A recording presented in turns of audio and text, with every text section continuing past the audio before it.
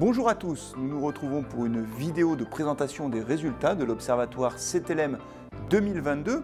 Pour réaliser cette étude avec Harris Interactive, nous avons interrogé plus de 15 000 consommateurs européens dans 17 pays du 5 au 19 novembre 2021 avec à chaque fois des échantillons représentatifs des populations de chaque pays. Pour la Bulgarie, nous avons interrogé 800 personnes.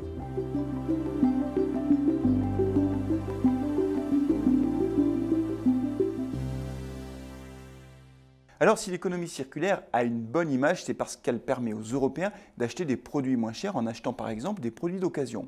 À noter également que cette économie circulaire permet aux Européens de devenir de véritables entrepreneurs de leur propre consommation.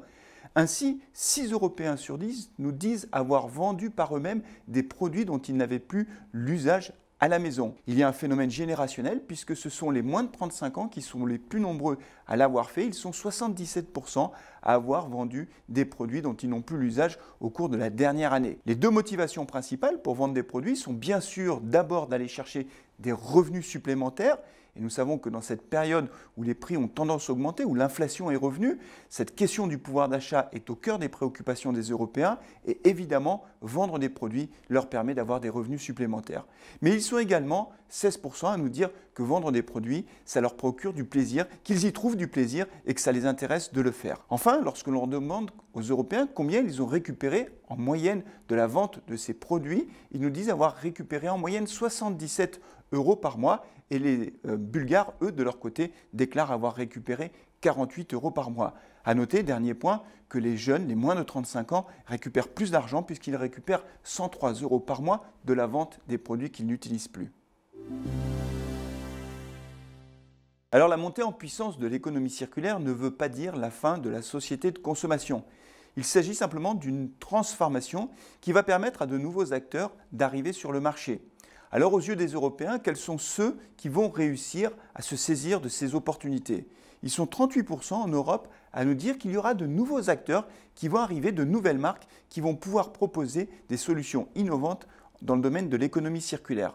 Ils sont néanmoins 34% à nous dire que les acteurs traditionnels du commerce peuvent jouer un rôle important dans le développement de l'économie circulaire. En effet, ces acteurs peuvent permettre aux consommateurs d'être rassurés, notamment sur la qualité des produits qu'ils achètent.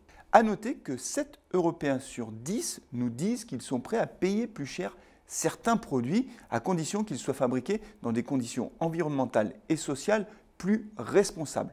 On le voit, les Européens ont envie de mieux consommer, de consommer plus responsable et cette économie circulaire répond parfaitement à ces nouvelles attentes des consommateurs. Cela va créer des opportunités de business supplémentaires qui va permettre à de nouveaux acteurs d'arriver sur le marché ou alors à des acteurs traditionnels qui sont en place depuis longtemps de pouvoir trouver des relais de croissance.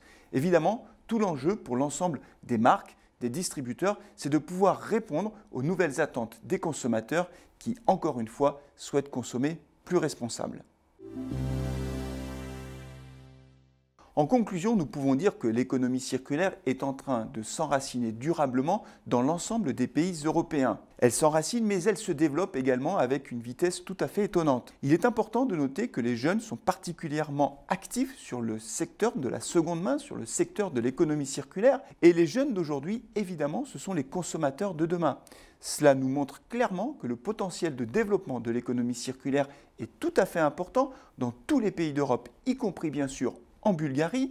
Toute la question, c'est de savoir quels seront les acteurs qui vont pouvoir se saisir de cette opportunité de croissance supplémentaire. Les acteurs traditionnels, bien sûr, qui ont de nombreux atouts à faire valoir, mais aussi de nouveaux acteurs qui arrivent sur le marché, souvent avec des solutions complètement innovantes. Et tout cela, évidemment, est passionnant à suivre. Et nous regarderons au cours des prochaines années, à l'Observatoire CTLM, comment cette économie circulaire se développe.